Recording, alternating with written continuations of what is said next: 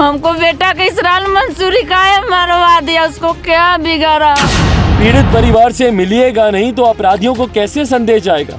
जहरीली शराब से हत्याएं होती है, मुख्यमंत्री नहीं जाते। आदमी भर का बेटा और मछली बेचता है, हम लोग बन कमा के खाते। मालिक साहब भाई से बकरी चराते। हम दिखाएंगे सच का आईना। ABN Bihar news. कांटी में गोलीकांड के बाद सियासत गर्म, पीड़ित परिवार से मिलने पहुंच रहे हैं लगातार बड़े नेता। आप देख रहे हैं ABN बिहार न्यूज। मुजफ्फरपुर कांटी विधानसभा क्षेत्र की कोठिया में 9 फरवरी को देर शाम राहुल नामक युवक की गोली मारकर हत्या कर दी जाती है। उसके बाद से ही बिहार एवं मुजफ्फरपुर की कांटी में सियासत काफी गर्म दिख रही है। वही लगातार कई बड़े राजनेता पीड़ित परिवार से मिलने पहुंच रहे हैं और न्याय दिलाने का आश्वासन दे रहे हैं। वही आज लोजपा पार्टी के राष्ट्रीय अध्यक्ष चिराग पासवान भी पीड़ित परिवार से मिलने पहुंचे। चिराग पासवान के पहुंचते ही स्थानीय लोगों की भीड़ जुट गई। वही चिराग पासवान ने पीड़ित परिवार से काफी देर तक बातें की और न्याय दिलाने का आश्वासन दिया।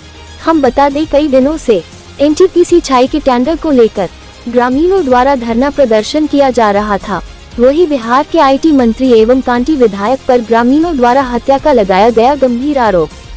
किया कुछ कहा लोजपा पार्टी के राष्ट्रीय अध्यक्ष चिराग पासवान ने, आइए सुनते हैं। स्थानीय ग्रामीणों के द्वारा जिन लोगों को पकड़ा दिया गया वो तो पकड़ में आ गया, पर उसके अलावा जो मुख्य आरोपी है, जो जिम्मेदारी बनती है, भैया 9 तारीख की ये घटना है। आज लगभग हफ्ता 8 दिन होने को आया इस घटना को। अभी तक प्रशासन के द्वारा मुख्य आरोपी को ना पकड़ना और इस मामले को पेचीदा करने का प्रयास करना। मेरी अभी SP साहब से बातचीत हुई। SP साहब ने 3 FIR का जिक्र किया, पर भाई प्रमुखता से आप परिवार की FIR को आप प्राथमिकता देंगे कि नहीं देंगे?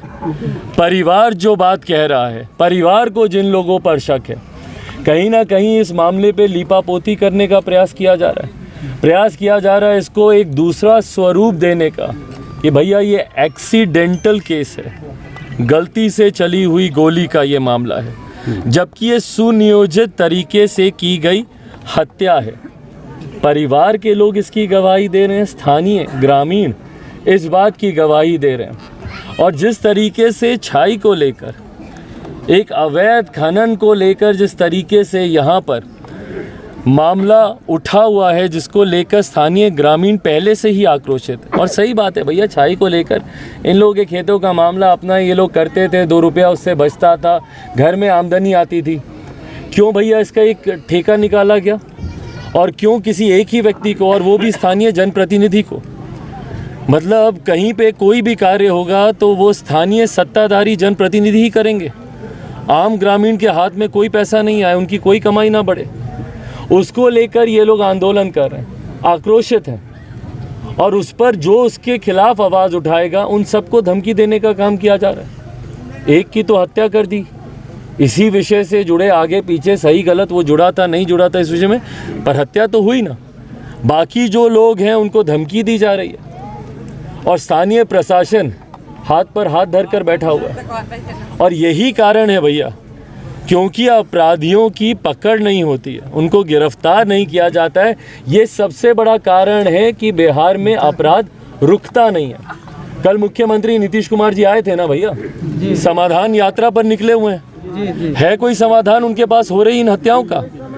क्या उन्होंने उचित नहीं समझा कि भाई उनके आने से 4 दिन 5 दिन पहले जिस जिले में एक हत्या हुई है, आते परिवार से मिलते, ग्रामीणों से मिलते, उनकी बातों को सुनते और एक कड़ा निर्देश देते। भाई जब तक मुख्यमंत्री कोई कड़ा निर्देश नहीं देंगे, कैसे अपराधियों में डर भय बैठेगा? और ये सिर्फ मुख्यमंत्री नहीं है ना भैया, गृह मंत्री भी हमारे प्रदेश के। और जब तक आप किसी पीड़ित परिवार से मिलिएगा नहीं तो अपराधियों को कैसे संदेश जाएगा? जहरीली शराब से हत्याएं होती हैं, मुख्यमंत्री नहीं जाते। अपराधियों की गोलियों से हत्याएं होती है, मुख्यमंत्री नहीं जाते। दिन दहाड़े गला रेत कर हत्या कर दी जाती है, मुख्यमंत्री नहीं जाते। और जब उनसे सवाल पूछा जाता है तो मुख्यमंत्री जी का जवाब आता है, अच्छा हमको तो मालूम ही नहीं है, हमारी जानकारी में नहीं है। ये दर्शाता है कि मुख्यमंत्री नीतीश कुमार जी और उनके प्रशासन का संरक्षण प्राप्त है।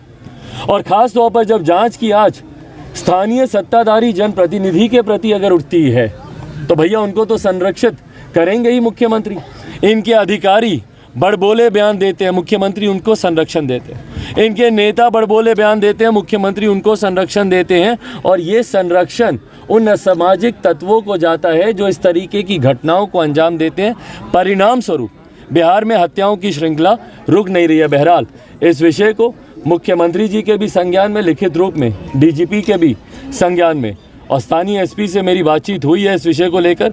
उम्मीद करते हैं कि कम से कम परिवार को न्याय दिलाने का काम हमारे प्रदेश के गृह मंत्री नीतीश कुमार जी करेंगे। क्या लगता है बिहार में अगर धरना दीजिएगा तो हत्या हो जाएगी? भाई हो ही रहा है ये, या तो हत्या हो जाएगी या प्रशासन आपकी लाठी मार मार कर आपको अधमरा कर देगा।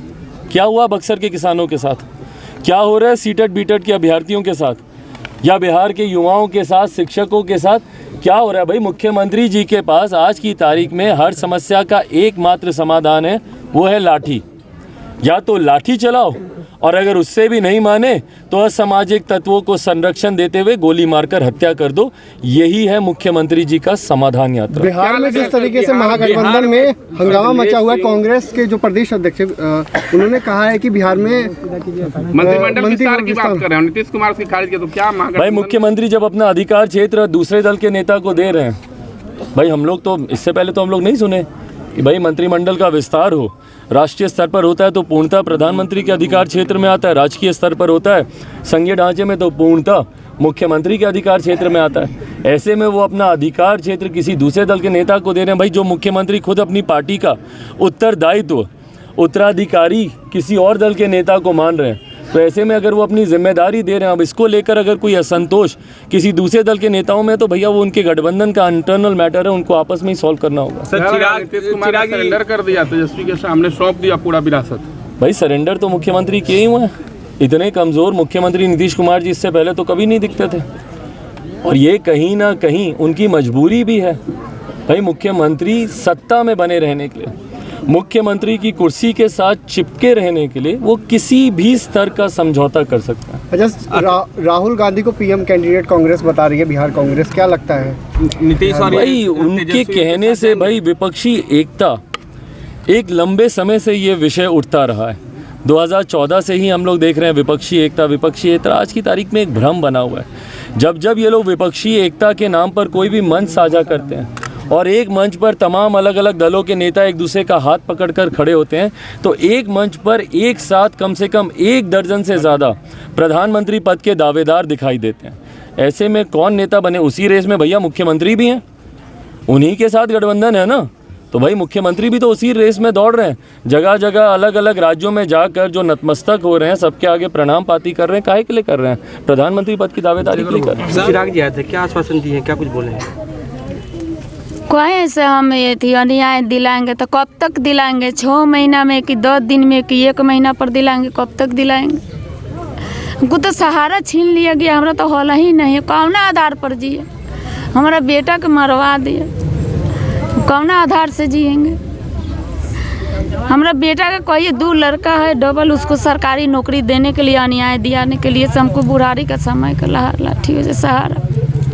हम बन कमाते खाते, बकरी पालन करते, दूसरा और कुछ हमरा 1 दूर जमीन नहीं है। न विश्वास है, इतना दूर भर के लोग से पूछ ले, हमारे मालिक साहब बकरी चराते, कोनो आधार हमारा नहीं है।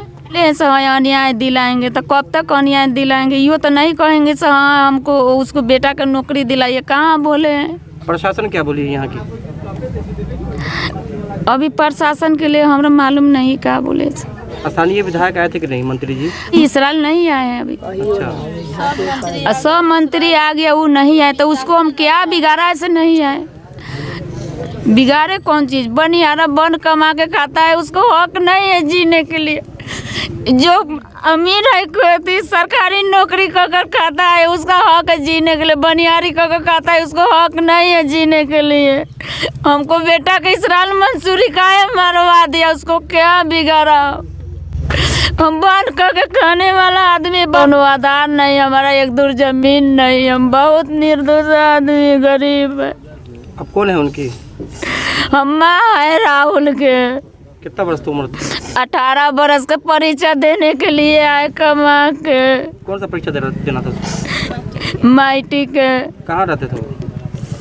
सलांद्रा में 3 दिन का रहता, 6 दिन लग गया, 6 टाइम का खैले लड़का हमको 3 दिन पर चौपाइया घर पर बोला मम्मी खाएला दे 12 बजे रात के, उसको खाएला दे दिया, सूत गया, दिन भर सुतला ही रहा था। बोले बउआ ना खाएगा तो कहे मम्मी हम 4 बजे में उठेंगे तो खाएंगे, तो दही भात खा लिया, वैसे ही गया तो मारल गया।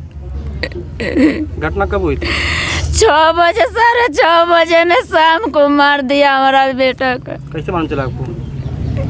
यही मैं गया गोली चलाते हैं यहाँ से रेडी पर आदमी तो वहाँ दिया देखा गया था, ताले मार के सुता दिया। एक बैगम को बेटा के तरफ के मर गया, पूरा माथ से पूरा मंगल से मवाज गिर के इतना का कुरियर लग गया। अब क्या मांग कर रहे हैं? ये मांग करे हमको अन्याय दीजिए, दोनों बेटा का सरकारी नौकरी दीजिए, हमरा कोनो आधार नहीं है, हमरा तो लाठी बुरारी का छीन लिया, हम किसका सहारे जिएंगे, हमरा आधार नहीं है।